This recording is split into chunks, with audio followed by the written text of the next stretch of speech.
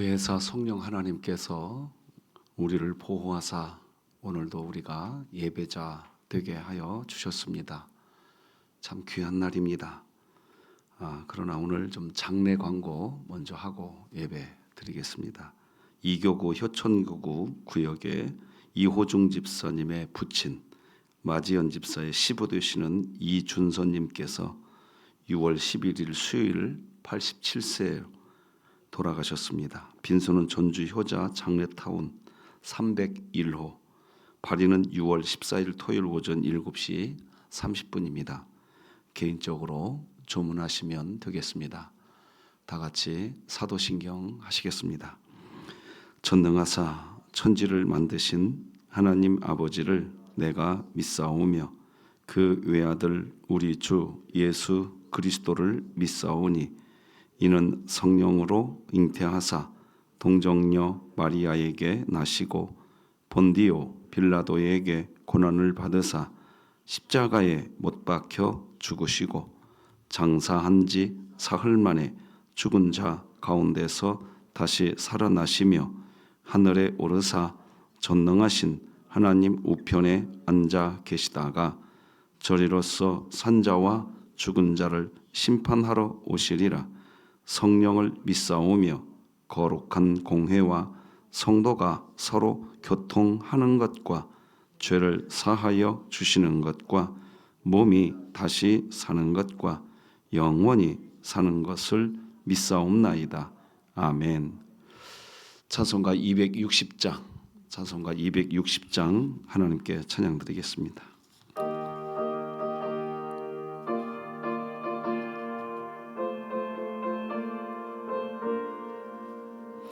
우리를 죄에서 구하시려 주 예수 십자가 지셨으니 기쁘게 부르세 할렐루야.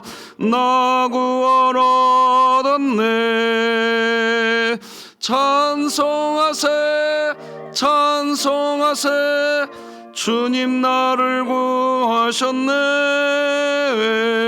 찬송하세 찬송하세 주가 구원하셨네. 우리를 주께서 구했으니 이전에 행하던 악한 일과 추하고 더러운 모든 죄를 온전히 버렸네. 찬송하세 찬송하세 주님 나를 구하셨네. 찬송하세 찬송하세 주가 구원하셨네. 나 지금 죄에서 사함받아 거룩한 백성이 되었으니 이 육신 장막을 벗을 때도 겁날 것 없겠네. 찬송하세 찬송하세 주님 나를 구하셨네. 찬송하세 찬송하세 주가 구원하셨네. 우리가 이 세상 떠날 때에 예수의 손목을 굳게 잡고 영원히 즐거운 천국에서 주 함께 살겠네. 찬송하세 찬송하세 주님 나를 구하셨네. 찬송하세 찬송하세 주가 구원하셨네.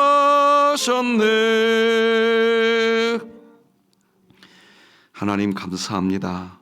우리를 보호해 주시고 우리 심령 안에 자정하시면서 여전히 우리를 지키시고 우리에게 말씀을 가르치시고 하나님의 말씀을 생각나게 하시며 지금도 우리를 가장 선한 길로 이끄시는 하나님 감사합니다. 우리의 허물을 용서하시고 오늘도 오직 은혜로 우리를 채우시고자 우리를 잠에서 깨우시며 예배의 자리로 부르신 줄로 믿습니다.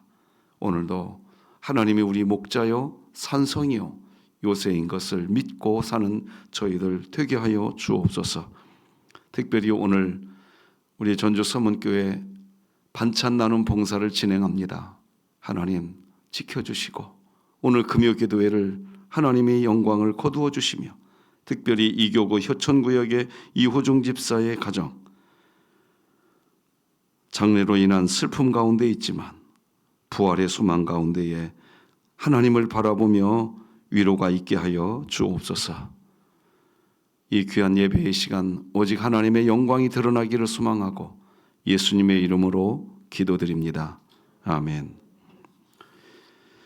오늘 함께 나눌 하나님 말씀은 구약성경 아모스 2장입니다.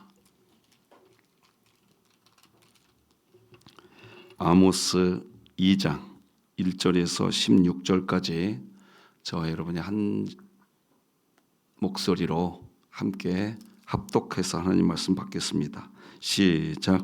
여호와께서 이와 같이 말씀하시되 모압의 서너 가지 죄로 말미암아 내가 그 벌을 돌이키지 아니하리니 이는 그가 에돔 왕의 뼈를 불살라 재를 만들었음이라.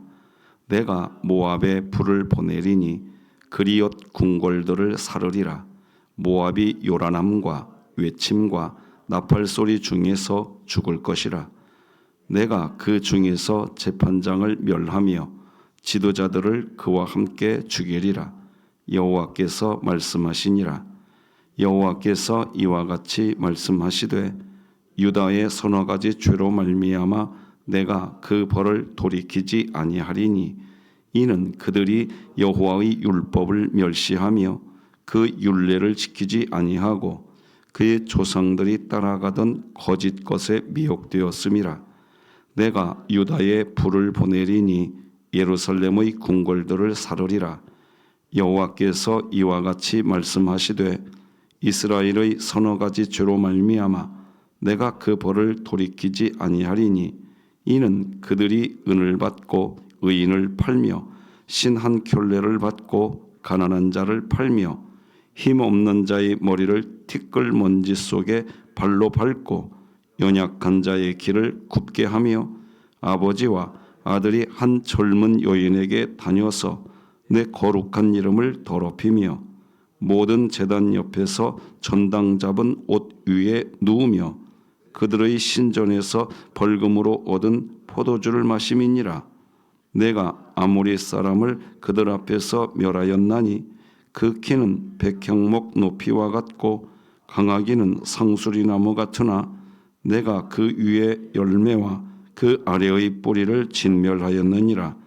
내가 너희를 애굽 땅에서 이끌어내어 40년 동안 광야에서 인도하고 아모리 사람의 땅을 너희가 차지하게 하였고 또 너희 아들 중에서 선지자를 너희 청년 중에서 나시린을 일으켰나니 이스라엘 자손들아 과연 그렇지 아니하냐.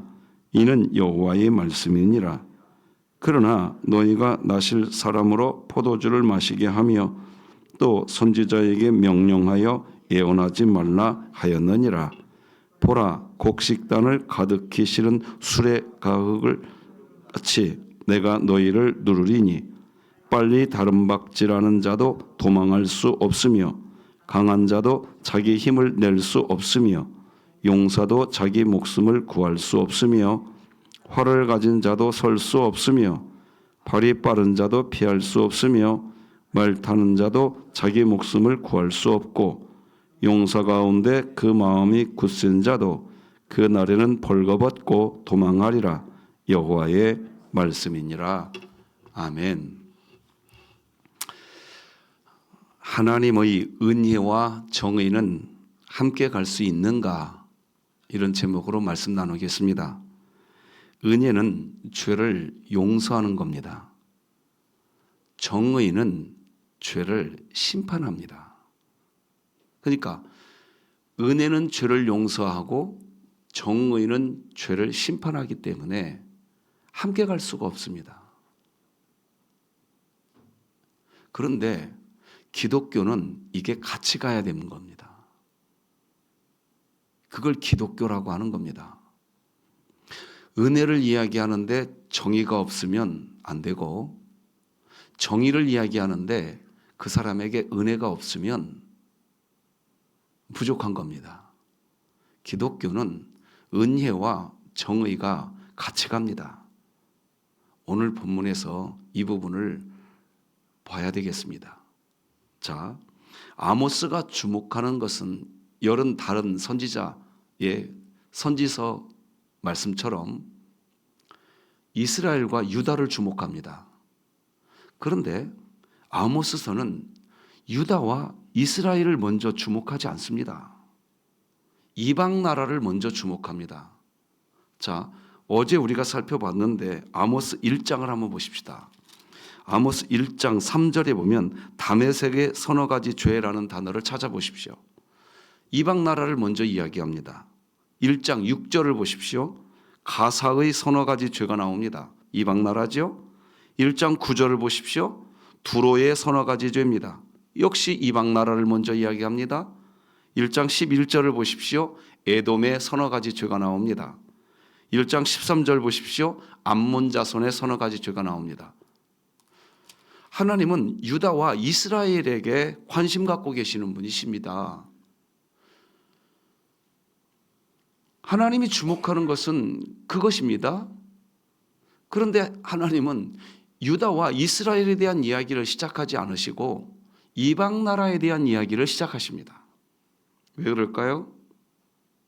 그 이유는 유다와 이스라엘 나라의 죄가 이방 나라의 죄와 비교해 볼 때 가벼워서 이스라엘과 유다의 죄는 덮어두고 이방 나라 죄만 이야기하는 걸까요? 서너 가지 죄라고 이야기하니까 뭐 몇 가지 죄도 아닌가 보다, 또 이렇게 보여질 수도 있습니다. 자, 그런데 이런 식의 구조가 아모스 2장에서도 이어집니다. 자, 아모스 2장 1절 보면 모압의 서너 가지 죄라는 말이 나옵니다. 그러니까 역시 이방 나라의 죄를 또 이야기합니다. 왜 이렇게 나올까? 우리는 이렇게 볼 때 아모스서는 이방 나라에 대한 예언인가 보다. 네, 이방 나라에 대한 예언을 말하니까 이방 나라에 대한 예언인 것도 맞습니다. 맞아요. 틀리지 않습니다. 그런데요, 이방 나라의 서너 가지 죄를 밝히는 이유는 그 이방 나라의 사람들에게도 죄가 서너 가지 있는데 유다와 이스라엘 너희들에게도 서너 가지 죄가 있다라는 말을 하나님이 하십니다. 자, 2장 4절을 같이 한번 읽어보십시다. 시작. 여호와께서 이와 같이 말씀하시되 유다의 서너 가지 죄로 말미암아 내가 그 벌을 돌이키지 아니하리니 이는 그들이 여호와의 율법을 멸시하며 그 율례를 지키지 아니하고 그의 조상들이 따라가던 거짓 것에 미혹되었음이라. 자, 6절도 보십시오. 읽어드리겠습니다. 여호와께서 이와 같이 말씀하시되 이스라엘의 서너 가지 죄로 말미암아, 이렇게 나옵니다. 자, 그러니까 이제 하나님이 본론으로 들어가십니다. 유다의 서너 가지 죄, 이스라엘의 서너 가지 죄, 본론으로 들어가고 계십니다. 자, 왜 이렇게 이야기하실까? 자, 그런데 우리가 공통적인 단어가 나옵니다. 이방 나라의 모압이나 가사나 다메섹이나 뭐 이런 나라도 서너 가지 죄, 맞죠? 유다와 이스라엘도 서너 가지 죄. 자, 그러니까 우리가 볼 때는 똑같은 죄로 보입니다. 근데 그렇지 않습니다. 똑같은 죄로 보이는데 똑같은 죄를 지었구나, 그런 개념이 아닙니다.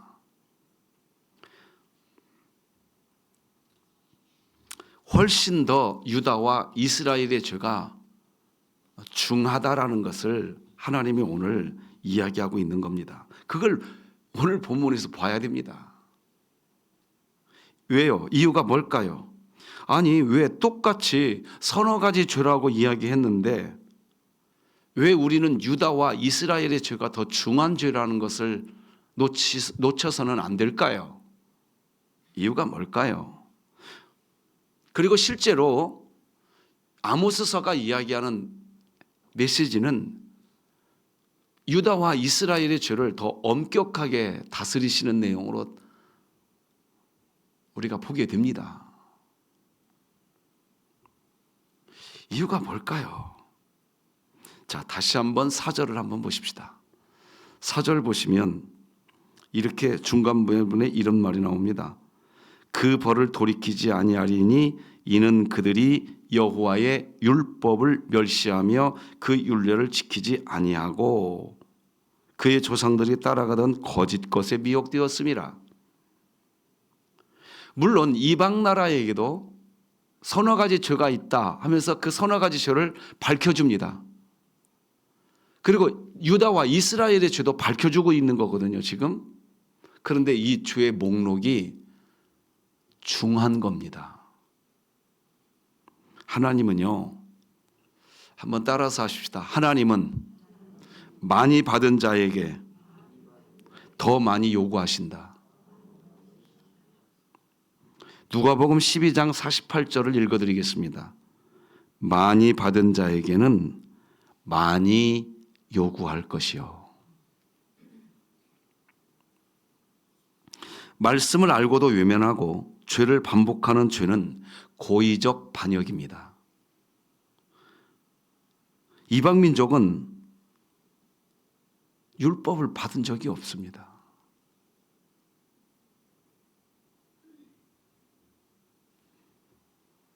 이방 민족은 하나님께 계약을 맺은 적이 없는 외부 사람입니다. 하지만 이스라엘은 쉽게 말하면 하나님이 아버지로 계시는 가정의 자녀가 된 겁니다. 밖에 사람이 집을 어지럽히는 것보다 집 안의 자녀가 아버지 몰래 도둑질을 하고 아버지 몰래 거짓말하고 가난한 형제를 학대하는 것 더 심각한 문제입니다. 그리고 실제로 여러분과 제가 자녀를 선물로 받아서 양육하고 있기 때문에 이 자리에 계신 어떤 분은 아버지일 것이고 어떤 분은 어머니이실 겁니다. 아버지이시고 어머니가 되신 여러분에게 질문해 보겠습니다. 여러분 집 안에 있는 자녀들이 거짓말한 것과 여러분들이 살고 있는 옆집에 어떤 아이가 거짓말한 것과 그 느낌이 같습니까? 같아요? 같지 않습니다. 왜 그렇습니까? 내 자녀이기 때문에 그렇습니다.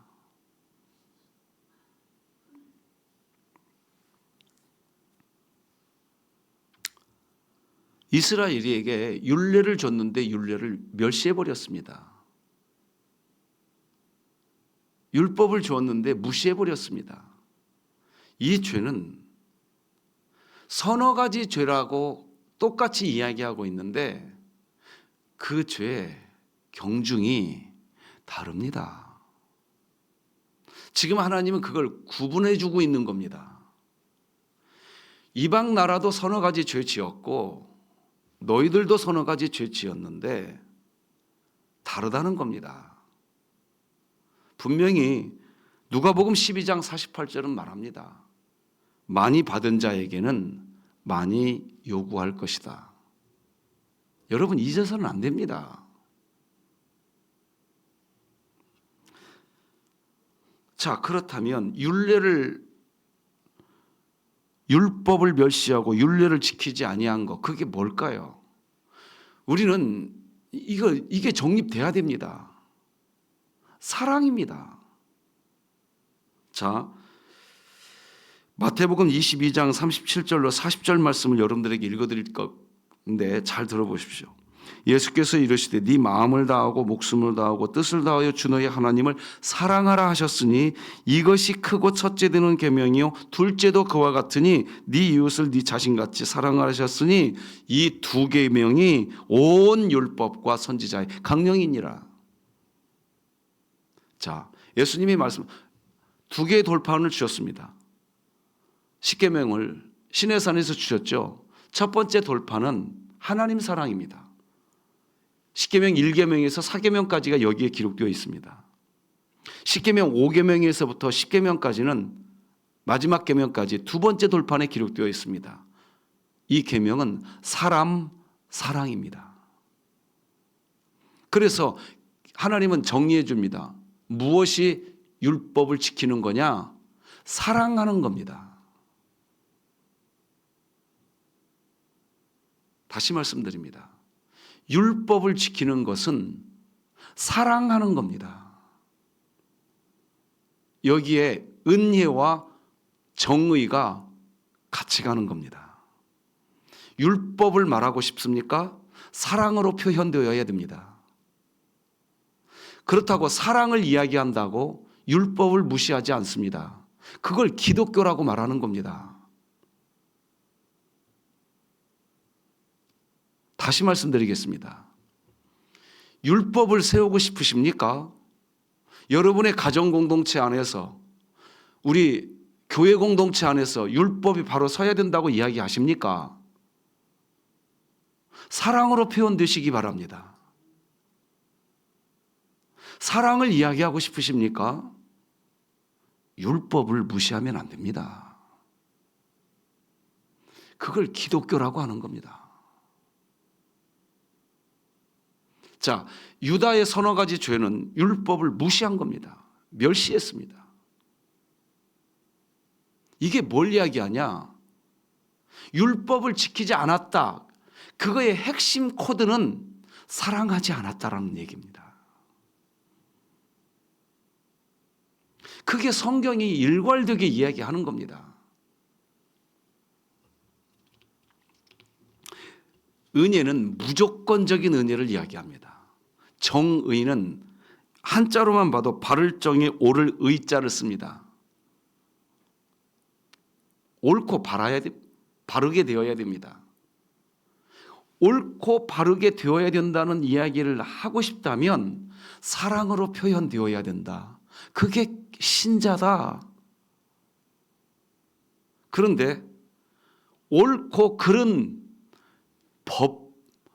법만 이야기합니다. 사랑이 묻어나지를 않습니다. 그것을 유다의 서너 가지 죄라고 이야기하고 있는 겁니다.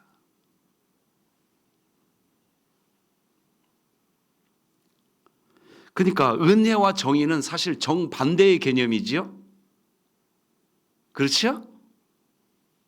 그런데 신기하게 기독교는 은혜와 정의가 함께 양립하고 있다는 겁니다. 죄가 있는데, 분명히 죄인인데 거기에 은혜가 있어야 됩니다. 그걸 교회라고 말하는 겁니다. 세상 공동체는 그렇게 되지 않습니다. 그게 교회 공동체와 세상 공동체의 구별점인 것입니다. 교회 공동체가 세상 공동체와 차이점이 어디서 드러나느냐? 분명히 죄가 있는데, 죄인인데 거기에 은혜가 있어야 되는 곳, 그걸 교회라고 하는 겁니다. 우리 전주 서문교회가 이렇게 되기를 주님의 이름으로 축복합니다. 만약 죄가 있는데, 죄인인데 은혜가 없다, 그 그냥 세상 공동체인 겁니다.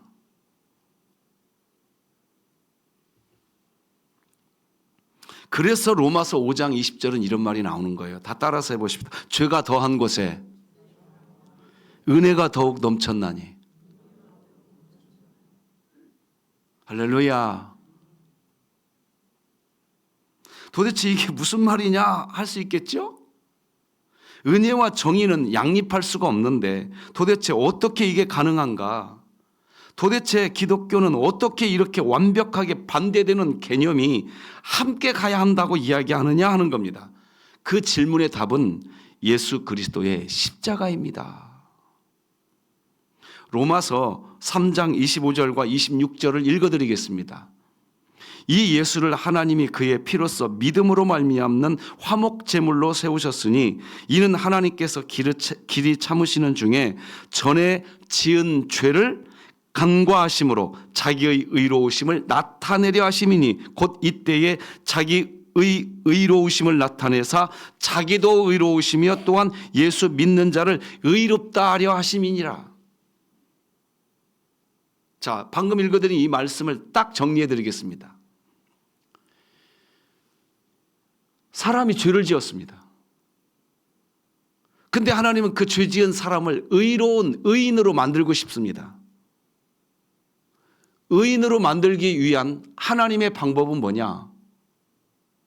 뭡니까? 십자가입니다. 자, 첫째, 십자가에서 일어나는 일이 뭐냐? 정의가 만족되었습니다. 무슨 말입니까?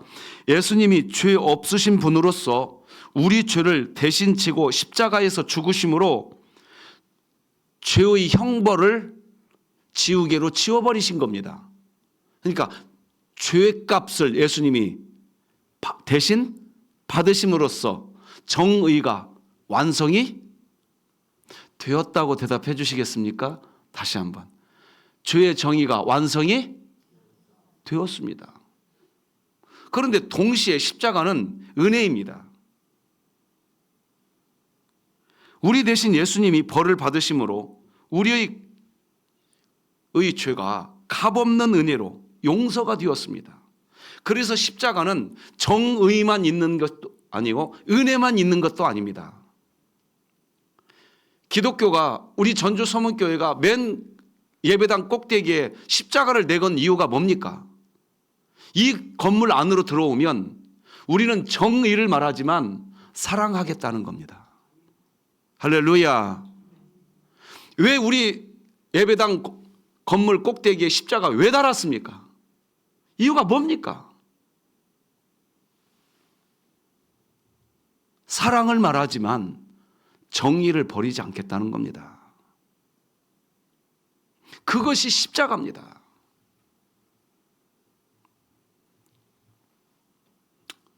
십자가는 정의를 무너뜨리고 은혜를 세우는 것이 아닙니다. 오히려 정의를 철저하게 세우는 겁니다. 십자가는 사랑만 말하는 것이 아닙니다. 정의를 같이 말하고 있습니다. 신자, 즉 우리가 하나님의 은혜로 구원을 받았을 때 그것은 면죄부가 아니라 새로운 삶의 시작입니다. 그래서 기독교 신자가 되면 어떤 분은 은혜만 이야기합니다. 기독교 신자가 되고 난 뒤에 어떤 분은 정의만 이야기합니다. 다 따라해 보십시다. 골치 아프다. 교회는 그때 골치 아픕니다.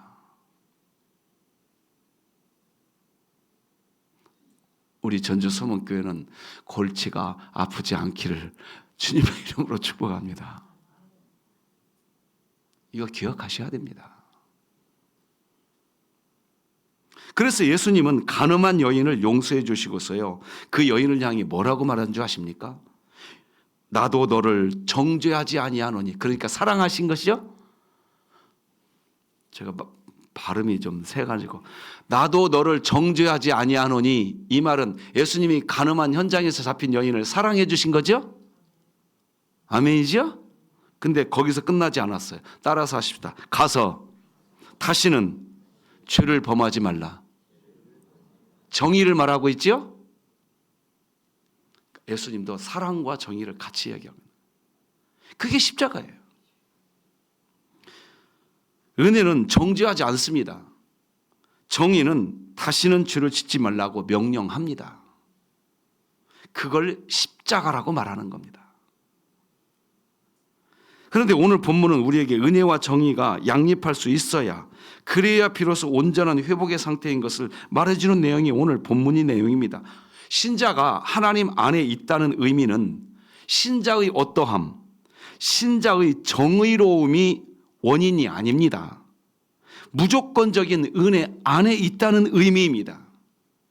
그것이 신자가 하나님 안에 있다는 뜻입니다. 그런데 신자가 자기 자신에게 완벽한 정의를 외치지 않고 타자에게만 정의를 외치게 되면 그것이 바로 오늘 본문 4절이 말하는 율법을 멸시하는 겁니다.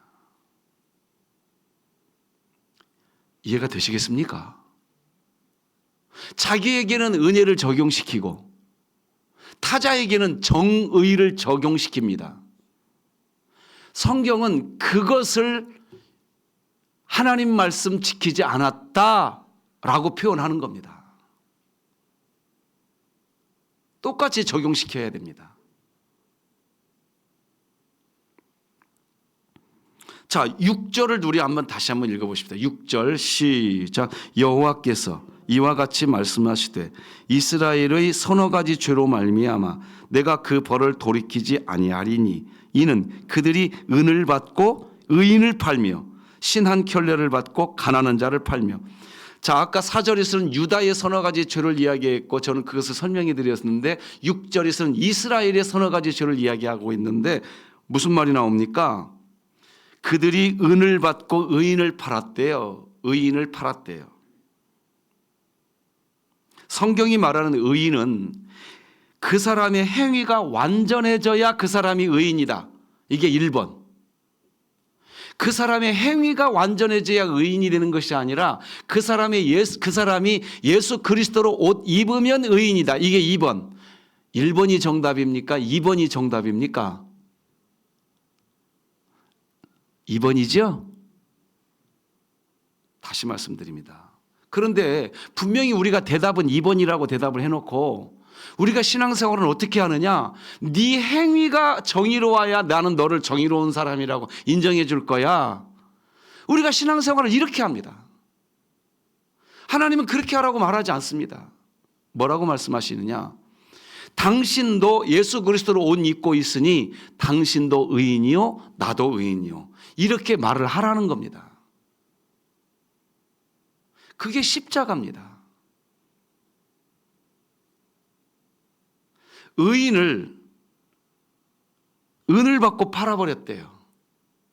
이게 뭘 이야기하는 걸까요? 이거 어려운 얘기 아닙니다. 네 행위가 그 모양이니까 너에게는 은혜가 없어. 이렇게 일축해버리는 행동을 이야기하고 있는 겁니다. 이해가 되시겠습니까?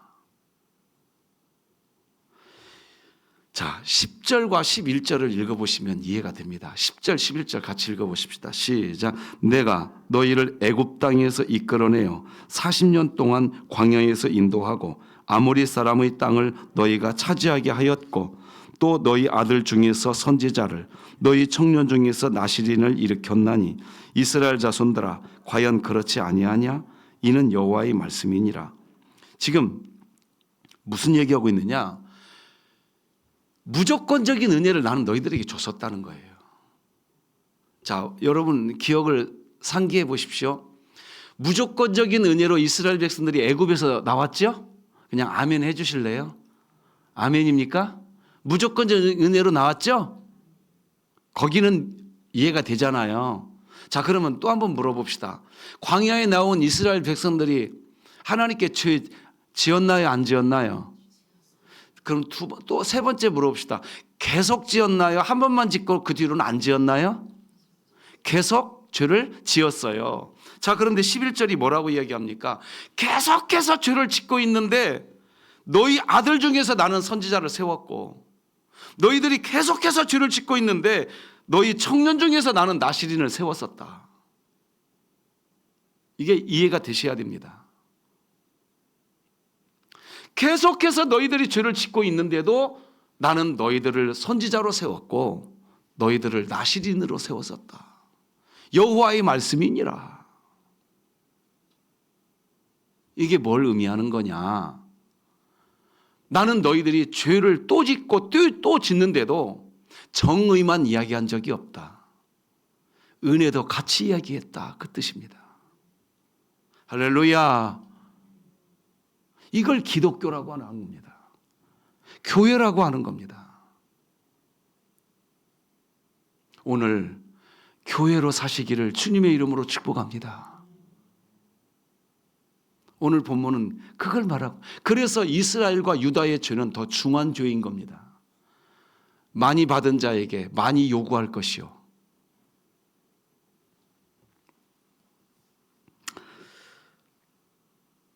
말씀 맺겠습니다. 하나님의 은혜와 정의는 결코 충돌하지 않습니다. 오히려 십자가 안에서 완전히 하나로 만나게 되는 겁니다. 그러니까 우리가 십자가를 붙들자, 이 말은 은혜와 정의를 같이 붙들자는 뜻입니다. 어떤 분은 정의만 붙들고 삽니다. 또 어떤 분은 은혜만 이야기합니다. 십자가는 두 가지를 다 이야기합니다. 오늘 그 십자가 붙들고 정의가 세워지는 은혜가 가득한 여러분 모두의 삶이 되기를 우리 구주 예수 그리스도의 이름으로 축복합니다. 기도하시겠습니다. 사랑과 공의의 하나님 아버지, 오늘 아모스서를 통해 하나님의 마음을 다시 들여다보게 하시니 감사합니다. 세상의 모든 죄를 공평하게 심판하시되 특별히 은혜를 입은 자에게는 더 깊은 책임을 요구하시는 하나님의 거룩한 정의 앞에 저희 자신을 겸손히 내려놓습니다. 주님, 우리는 말씀을 알고 은혜를 경험했고 복음을 들은 신자입니다. 그러나 그 은혜에 합당한 삶을 살지 못했음을 고백합니다. 하나님의 율법을 멸시하며 타인에게는 엄격하고 자신에게는 관대한 우리의 위선과 교만을 용서하여 주옵소서. 하나님, 은혜는 죄를 무시하는 면죄부가 아님을 알게 하시고 그 은혜 때문에 더욱 거룩한 삶을 살아가게 하옵소서. 십자가에서 정의와 은혜가 만난 것처럼 우리 삶 속에서도 정의와 진리가 어우러지게 하여 주옵소서. 우리의 정의가 교만이 되지 않게 하여 주시고 우리의 자비와 은혜가 진리를 외면하는 방종이 되지 않게 하여 주옵소서. 은혜 아래에 있는 우리는 이제 정의롭게 살겠습니다 다짐하게 하여 주시고 정의 안에 있는 우리는 은혜를 베풀 줄 아는 자비가 있게 하여 주시옵소서. 예수님의 그 사랑 우리 안에 있는 줄로 믿습니다. 다시 한번 기도합니다. 오늘 하나님 반찬 봉사, 하나님 이 수고하는 주의 권속들에게 은혜 위에 은혜를 더하시사 이 반찬 봉사가 진행될 때 주의 영광 드러나게 하여 주시고 오늘 금요 기도회를 통하여 온 교회가 기도하게 하여 주시옵소서. 장래 맞이한 슬픔 당한 가정 가운데에 천국과 영원한 하나님 나라의 위로가 있게 하여 주옵소서. 예수님의 이름으로 기도합니다. 아멘. 자, 말씀을 기억하면서 잠깐 우리 기도하는 시간 갖고 싶은데요. 율법을 지키는 것은 사랑하는 겁니다. 사랑하는 것은 정의를 잃지 않는 겁니다. 사랑하는 성도 여러분, 오늘 내가 용서해야 할 사람이 누가 있습니까? 오늘 내가 다가가줘야 될 사람이 누가 있습니까? 하나님, 제가 오늘 그 사람에게 다가가게 하여 주옵소서. 은혜만 말하는 것이 아니라 정의를 이야기할 수 있고 정의만 말하는 것이 아니라 은혜를 베풀 줄 아는 우리 전주 서문교회 되게 하여 주옵소서. 우리 같이 기도하시겠습니다. 기도하십니다. 하나님 아버지 감사합니다. 은혜 가운데 우리를 채워주시고 주의 은총 가운데 우리를 붙들어 주시니 감사합니다. 하나님의 거룩한 영광과 하나님의 능력 가운데 우리가 서게 하여 주시고 주의 자비하심 안에 우리 모두가 주의 은총 가운데 인정받을 수 있도록 하나님 도와 주옵소서. 하나님 감사합니다. 은혜 안에 있기에 정의가 세워져 가게 하시고 정의 안에 있기에 은혜를 베풀 줄 아는, 그래서 하나님 오늘 우리가 용서해야 할 사람 용서하게 하시고 은혜 베풀어야 할 사람에게 은혜를 베풀게 하시며 하나님 정의와 은혜가 오늘도 주 안에서 함께 세워져가는 하나님의 은총이 우리 전주 서문교회 안에 있게 하여 주옵소서. 주여 우리를 다스려 주옵소서. 하나님 우리를 이끌어 주시옵소서. 하나님 십자가의 그 사랑이, 십자가의 그 권능이 우리 심령 안에 세워지게 하시고 우리 교회 안에 가득하게 하셔서 우리 전주 서문교회가 전주 지역에 십자가를 증거하고 십자가의 능력을 드러내는 거룩한 교회 되게 하여 주옵소서. 계속해서 기도하겠습니다. 사업하는 성도들, 직장에 다니는 성도들 삶의 현장에서 그리스도의 향기를 드러나게 해달라고, 우리 전주 서문교회 찬양대와 그리고 찬양단 섬기는 모든 분들에게 찬송 가운데 역사하는 하나님의 손길을 매일같이 경험하기 위해서 우리 교회가 찬송이 역사하는 교회 되게 해달라고 우리 담임 목사님과 교역자들을 위해서 기도해 주시고, 주일 예배, 세대 통합 예배와 그리고 주일 낮 예배 잘 준비하여서 주일을 온전히 하나님께 영광을 올려드리는 주일로 우리 전주 서문교회가 서갈 수 있도록 오늘 금요 기도를 위해서 기도하시고, 여러분 가지고 오신 기도의 제목 가지고 기도하셨다가 돌아가시기 바랍니다. 기도하시겠습니다. 하나님 아버지 감사합니다. 오늘도 우리를 잠에서 깨워주시고, 하나님 오늘도 우리가 삶의 현장에서, 사업하는 현장에서, 직장 다니는 그 직장의 현장에서 우리 사랑하는 성도들이 살아갑니다. 하나님 삶의 현장에서 그리스도의 향기를 드러나게 하여 주시고, 살아갈 때 지치지 않게 하시고, 하나님 한국 경제의 어려움 가운데 있지만 하나님의 선하신 은혜 안에 살아가게 하시고, 우리 교회의 찬양대와 찬양단을 섬기는 모든 분들에게 하나님 찬송 가운데 역사하시는 하나님의 손길을 매일 경험하게 하시고, 하나님의 찬송의 역사가 증거되어지고 경험되어지는 교회로 서가게 하여 주옵소서. 하나님 우리 사랑하는 담임 목사님과 우리 사랑하는 모든 교역자분들을 하나님께서 말씀에 수종드는 종들로 세우셨으니 하나님 우양할 때 지치지 않게 하시고 피곤하지 않게 하시고 하나님 돕는 손길들을 붙여주시며 하나님의 말씀의 역사가, 하나님의 은혜의 역사가 세워져 가게 하옵소서. 세대 통합 예배와 가정 예배, 주일 예배와 주일 예배, 하나님 우리 성교회가 주일을 잘 준비하고 하나님의 영광을 드러내는 교회로 서가게 하여 주옵소서. 주께서 인도하시는 주의 사랑 안에 서게 하옵소서.